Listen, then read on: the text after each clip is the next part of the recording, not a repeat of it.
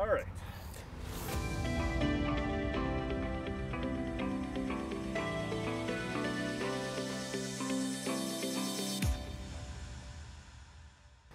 Hi everyone, welcome to another edition of Coffee with Father James. I want to talk to you today about baptism, infant baptism. Some of you who were at the 11 o'clock Mass last week noticed something a bit different. We baptized 3 babies. We had these young families.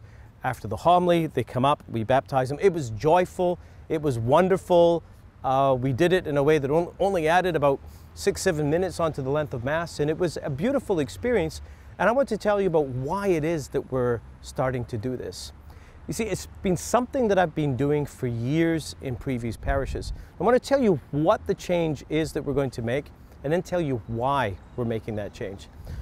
Going forward, we've picked one Sunday a month for the next year on which we will hold baptisms, infant baptisms. Now, previously, when families contacted us, most of these families often had zero contact with the church.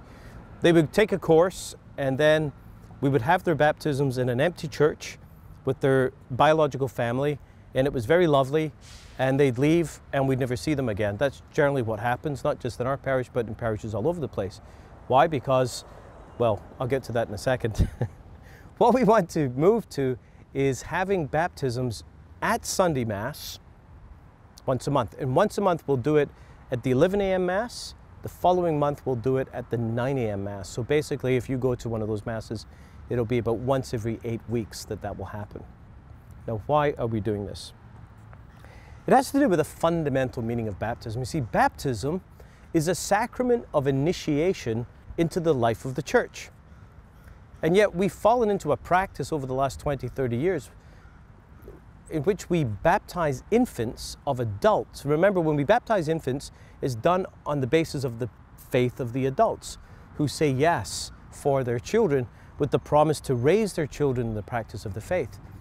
But so often today we baptize infants of adults who have no connection with the church and no intention or desire to be connected with the church. So somehow we've forgotten the fundamental meaning of baptism, i.e. a baptism of initiation into the life of the church. And we want to try to restore that. We want to take a step towards restoring that.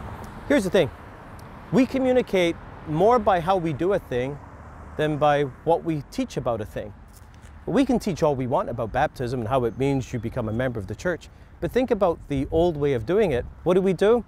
We gather in an empty church where the only people present are the biological family, and we celebrate in the building a rite of initiation into the life of the church when the community is not present.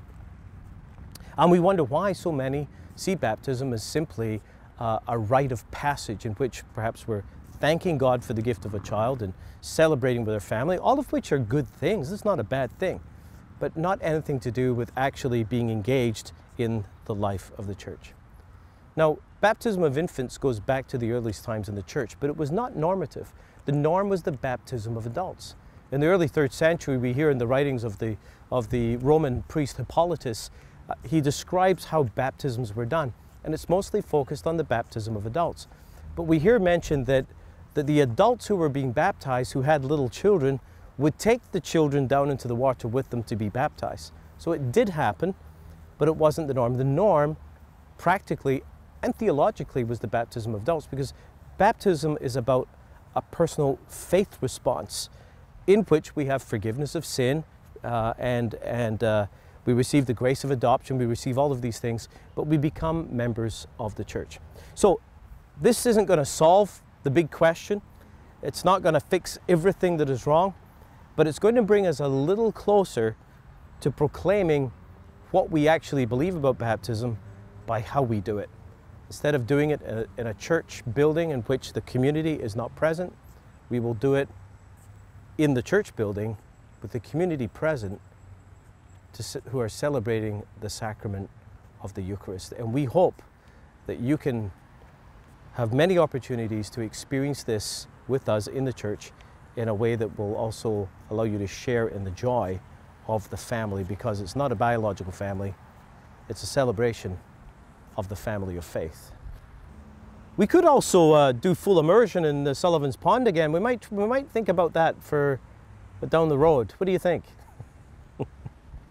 So finally, Saturday, August 6th, I want to remind you about the barbecue, the gathering from 12 noon to 2 o'clock for all parishioners involved in ministry. We'd love for you to come out for us on the parish staff to say thank you and to celebrate your gift to the parish, because without you, we wouldn't be anywhere close to where we are now. So August 6th, it'd be great to see you there.